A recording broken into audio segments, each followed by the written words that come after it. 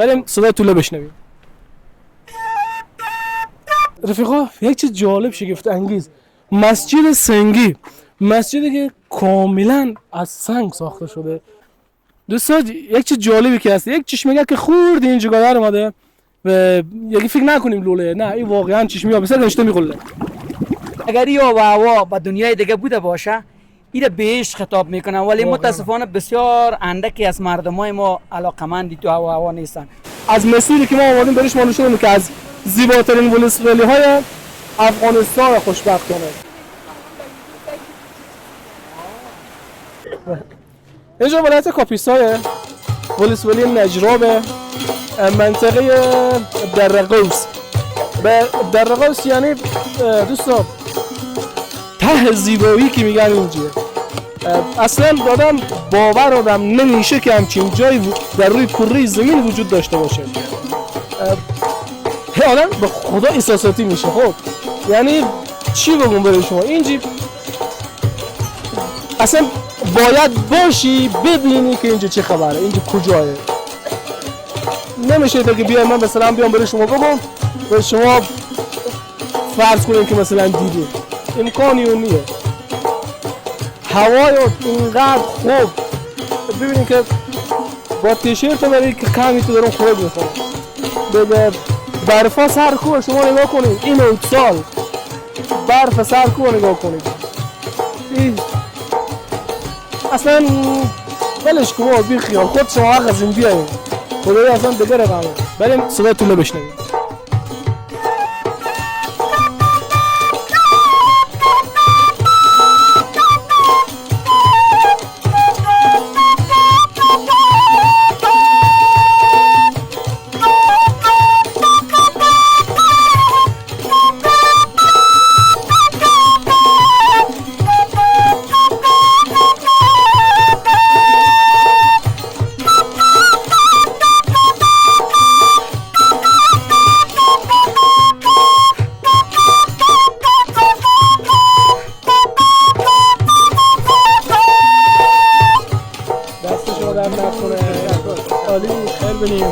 چقدر قشنگ نواختیم. این به این جواب، به این منظری زیبا، به این جای دلنشین که بشینیم توله هم بزنیم، بعد پیاده یک چای هم باشه دوست رفیقا بشینم چی میچسته نه؟ عالیه نه؟ چای چیزا داریم عزیز دلین شما نمید بهترین میمون نوازیه برای ما کردیم. دست شما درد نکنه، موفق باشید. ما به دره قوسیم و در کنار جوانان ورزشکار دره قوس. جناب استاد خوبین؟ شما خوب سلامت، شما خوب هستین بخیر؟ همگی مونده نباشیم. شما ورزشکارین؟ شما خوب هستین؟ اینا که لباس دارن. شما خوب هستین؟ استاد اینا دوستا گفتن که اینا ورزشکارن، از مسابقه اومدن. رشته شما چیه و چی مسابقه‌ای بود؟ اعوذ بالله من الشیطان الرجیم، بسم الله الرحمن الرحیم. رشته اصلی ما کیک بکس است. بنا به دلایل شور هیجانی که حال فری فایت داره آمده ایم در رشته فری فایت. باز دمینشاب عزیز ما میزبان بودن و مسابقات همیشه برگزار کرده بودن. از قضا یک 8 تا 5 تا فایتر آورده بودم که 4 تا فایتر ما برنده شدن، یک تا مساوی شد. دیگه تمام آمدیم یک سر از این آبشار ما دیدن کنیم. آنا لبین خستگی آردیم دوباره عفو کنیم. آمدیم که بخیر یک سر یک بازی کنیم. نه خستگی رفتیم با بریم بخیر طرف کوهستان. بخیر. این جاهایی که شما با این آب و هوایی که شما دارید، با این منطقه زیبایی که شما دارید، باید هر کس شکست بده. اگر این آب و هوا به دنیای دیگه بوده باشه این بهش خطاب میکنن، ولی متاسفانه بسیار اندکی از مردمای ما علاقمندی تو آب و هوا نیستن. ولی به ما که آب و هوا بسیار علاقمند هستیم، امکانات این نداریم که هر یک جمعه در میان که باید بریم تفریح. یه چیز جالبی که هست دوستان، شما پست صورت میاد نگاه کنیم شبیه پشت پا میمونه. از اینا نگاه کنیم چقدر نام خدا صاف، تمیز، شفاف. اینا تاثیر اینمی آب و هوایه. واقعا هم بهشت اینجا. با امید ازی که امروز تو آمده از این آب و هوا تو هم مستفید شد. بدون شک که از واقعا در تمام زندگی خوب هر جایی که رفتم به این زیبایی منطقه اینا بخیر باشید. نظر ما چه خدمت کنیم استاد؟ محبت داریم عزیز دل، ان شاء الله که خوش بگذره، مبارک باشه پیروزی 4 نفر، زنده باشین، سلامت باشین. خدا نگهدار شما، موفق باشین ان شاء الله که مسابقه بعدی رو هم ببریم. خدا نگهدار.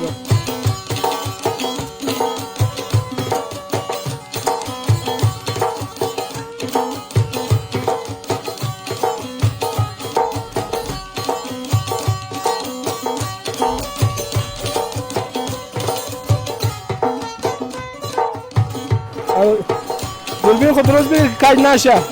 بیا حالا بیچاره معلوم نیه او دوربینو بگیره این دوربینو بگیره خود خور بگیره پاچه ها خور ورزنه. عجب وضعیتیه. آقای مبارز در این مورد چی گفتنی داری؟ چی فکر میکنی؟ از فضا بگو فقط. واقعا از فضا تا هر چی بگم کم گفتم. یعنی من خودم دیگه از نزدیک همچون جاهای همچون صحنه‌ای ندیدم، واقعا ندیدم. به شما دوستان توصیه میکنم اگر وقتی مساعد دارین بیاین، حتما بیاین به ولایت‌های مختلف. هر ولایت ما شما واقعا زیبایی خود داره. بامیان دیروز رفتیم که چی زیبایی‌هایی داشت. امروز آمدیم به ولایت زیبای کاپیسا. این منطقه‌ای که عملی هستیم مربوط ولسوالی نجراب میشه. این دره قوس هم میگن، دره آبشار هم میگن. شما اگر وقت دارین حتما به این ولایت‌ها سفر کنین، پشیمون نمیشید. ته زیباییه به نظر من میگم. اما قدیمی‌ها میگفتن آقای مبارز که جهان بیشتر جهان خورده بهتره. یعنی اگه دنیا رو هم بخوری هیچی به هیچی، ولی وقتی میری سفر میکنی میبینی تجربه حاصل میکنی. دیگه ندیدم، داخل تصویرها گوشی‌ها اینترنت دیدم ولی از نزدیک نه. و با یک چیز هم هست که داخل اینترنت این رقم دیده نمیشه. شما هر چی هم که مثلا چی کنید به این کیفیت نمیتونه ببینید، واقعیت خیلی شما آدم هنگ میکنه اصلا. چون یک چیز هم هست که ما چشم رو دیدن این همه زیبایی واقعا عادت نداره. شاید شما در بند ایران دیده باشید، مطمئنا رفتم در بند خیلی زیبایی بچه ها، ولی به پیش از این شماره نمره 10 میگیره، این نمره 100 میگیره و خیلی قشنگه. این هرچی بالا میریم این طرف رو طرف چشمه اما آبشاری که میگن به اونجا نزدیک میشیم. دل من نیامد از مسیر راه که میام این زیبایی ها برای شما نشون ندم. گرچه دوربین من کم برق داره شاید آبشار نرسونه، ولی خب زیبایی دیگه فرق نمیکنه. اینا هم جالبه، باید دیده بشه، نشون داده بشه و این که ما خودم اکثر داخل تصویر رو نگران نباشیم. من هم خوشگلم، اعتماد به نفس و اگه من دارم این حرف میزنم شما بازم نگران نباشید، چون این آب و هوا مست کننده اصلا آدم از هوش آثار آدم میبره. و این که شما نگاه کنید فکر کنیم این گاو چقدر کیف میکنه اینجا به همچین فضایی. حالا اگه بزی گاو آدم بگه گاو شاید بهم لغت بهم بمیسون بخوابم پوز آدم بزنه. از بسته که این جای لکس ببینید چقدر همین گاو تمیزه، یعنی گرد برو از این نشیشته و خیلی جالبه و خوش به حال او انسانی که به همچین جایی ایت خونی قشنگ نقلی داره، خونی قدیمی زیبا مقبول و واقعا خوش به حال اینا دیگه. خیلی قشنگه. اینجا زندگی کردن واقعا یه دنیایه. سلام علیکم و نباشید. این طرف رو ببین این دیوارات جالبه که اینا که اینجا زندگی میکنن واقعا پیر نمیشن فکر کنم. خیلی قشنگه از بس. صبح که پا میشه آدم اینجا یک پیاله چای، اصلا چای معمولی طبقه که ما خوش داریم چای سبز بزنیم بعد وی آدم ای باشه. چی بگم برای شما، ما فقط به ته گرد و خاکا پرتیم بعد میگیم ما نمیدیم بشی بابا اینجا رو نگاه کن. آدم این تو جای دیشه باشه دیگه به شهر میره. صبح هم که به شهر که هستیم هنون مرغ نون خومرداری نزده روی کنه هرچی داریم بیاریم میخریم تو وقتی اینجا با صدای چهچیر بلبل، با صدای پرندگان، با شرشر آب از خواب بیدار میشی، کیف میکنی. ای خدا رفیقا یک چیز جالب شگفت انگیز، مسجد سنگی، مسجدی که کاملا از سنگ ساخته شده و سنگ تراکوندن داخلی خیلی قشنگه. بیایم داخل امیدوارم که نظرم نماز خوندن انجیرالا نشیم و میبینید که بیایم داخل نشدیم باشه قرآن رو قبول کنه و کامل است سنگ تو کامل شده با خیلی مسئول سوخته شده چرا زیبا و قشنگه اصلا کل منطقه شخصی آقای نوارس دیده بودم اینجای تالی مسجد قبول باشه برو خب این سلامت نوار شما خوبه به ساعت چند دیگه میکنه باز میخوانید یک میجا این مسجد چی رقم ساخته بوده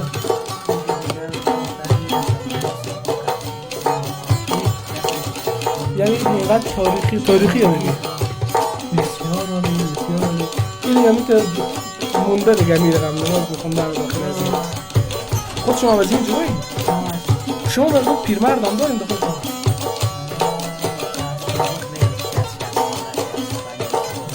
یعنی خوش میگم مردم شما شاید پیر نشن چون از بس اینجا قشنگ و خوش آب و هوای به جا خود شما دید اینقدر مقبول و زیبای هم اینا که اصلا باور آدم نمیشه مثل این آب و هوا خود خیلی جا قشنگه خود شما از این منطقه زمینه کاروبار شما کشت و کار بده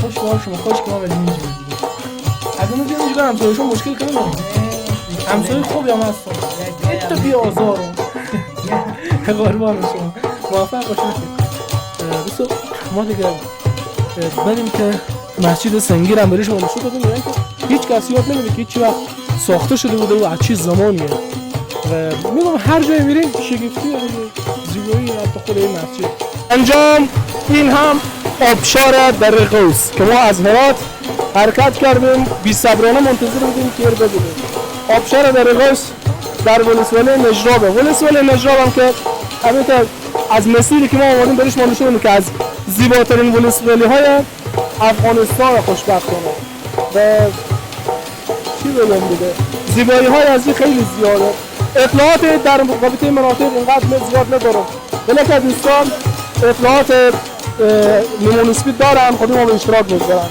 یکی از باشندگان ولسوالی نجراب خودم برای خیلی سلامت باشید قربان شما سلامت باشید اسم مبارک شما رو بگید محمد آصف ولایت کاپیسا ولسوالی نجراب محمد آصف جان در رابطه با آبشار اطلاعاتی هم داریم این آبشار است که کل مردم افغانستان اینجا میآید با سیاحت بسیار یک جای خوب دیدنی است بسیار بیر و بار و جمع و جز بسیار زیادی داره بگم یکی از مناطق تفریحی ملی افغانستان بیشتر اینجا از کدوم ولایت ها میآید؟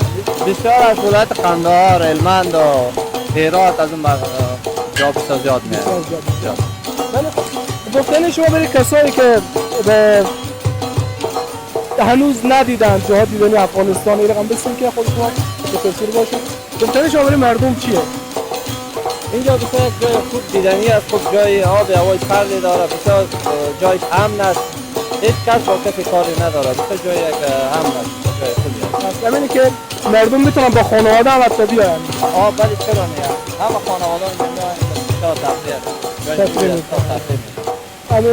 طبقی که من دیدم افغانستان واقعا جای دیدنی داره یعنی نیاز به هیچ کشور دیگه ما نداره این خیلی دوسته اینجا چند سال میشه یا آبشار میشه هست تقریبا یک 30 سال 40 سال میشه که پیدا شده پیدا شده و شهرت زیادی نداشت چون این ولایت ناامن بود یک کمی دره ناامن بود وقتی که حکومت اسلامی آمد امنیت شده و مردم بسیار آشنا شدن قربان دست شما و دوستان کل افغانستان که به شما بگردیم جاهای دیدنی و زیبای وجود داره که متاسفانه بر اساس جنگ ها و ناامنی هایی که بود مردم آشنا نبودن با اون مناطق کسی جرئت نمی‌کرد بره ببینه و امروز با کمک تکنولوژی فضای مجازی فیسبوک اینستاگرام یوتیوب که این مناظر اینا به نشر میرسه و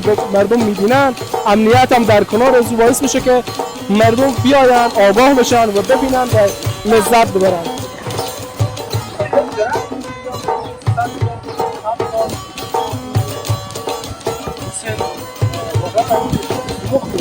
ما همه جا برای دیدیم که چه شده مثلا داخل خیلی میشه پرتقال میشه میپوشه ولی از بس که اینجا آب زیاده این درخت زیاده مستزی از توی تو جوان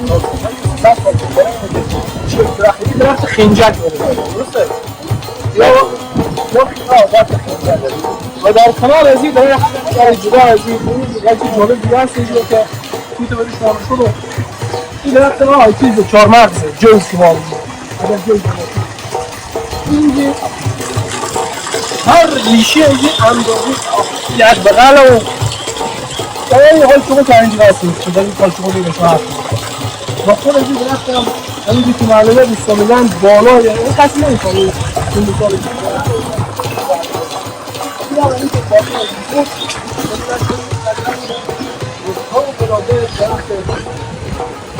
پیر جوانی یعنی کهنساله و اما فوق‌العاده تازه و سرحال بود وقتی آب باشه حیات هم هست منطقه ما که از درخت 300-400 ساله ممکنی مکالی میشه میپوسه پیر میشه ولی یه تقریبا خوشبختانه هیچ بلایی نداره آب و هوای خوب آب خوب جای خوب نگردی هم میتشه دیگه هیچ چیزه خلاص و اینا چهار منزله که چه بایی هم بیایده فوق‌العاده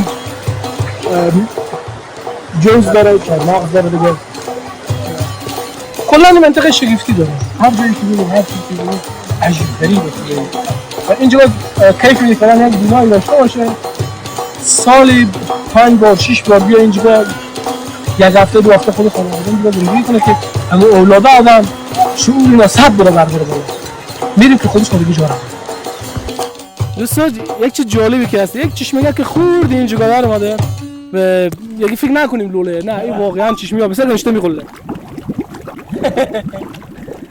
جالبه نی یعنی به سر تپی بلندی چشمی ای وام به این قشنگی یه جوری چشمه که باشه ای ازی بخورن سعی کنه کشتنه دلنشین سعی کنیم چقدر تنظیم شده واقعا نه بابا این زمین عادیه ای خیلی قشنگه واقعا سفر در دره قوس رسیدیم ولسوالی نجراب ولایت سبای کاپیسا با جرئت میتونم بگم که یکی از زیباترین مکانهایی بود که من در طول عمر خود دیدم امیدوارم که شما از دیدن ویدیو لذت برده باشین من فیضی روستانژادم و اگر دوست دارین که برنامه‌ام تعقیب بکنین برنامه‌های بیشتری رو ببینین کانال سابسکرایب کنیم کامنت هم بدیم ویدیوها لایک هم بکنیم که هم مر حمایت کنیم و هم برنامه‌های بعدی که ما آپلود میکنم برای شما نوتیفیکیشن بیاد و متوجه بشین تا برنامه بعد که به خدمت شما قرار میگیرم و از شاید هم دره پنشیر باشه یا شاید هم برنامه دیگه باشه شما رو به خداوند کریم و بی‌نیاز میسپارم از حضور تک تک شما مرخص میشیم خداحافظ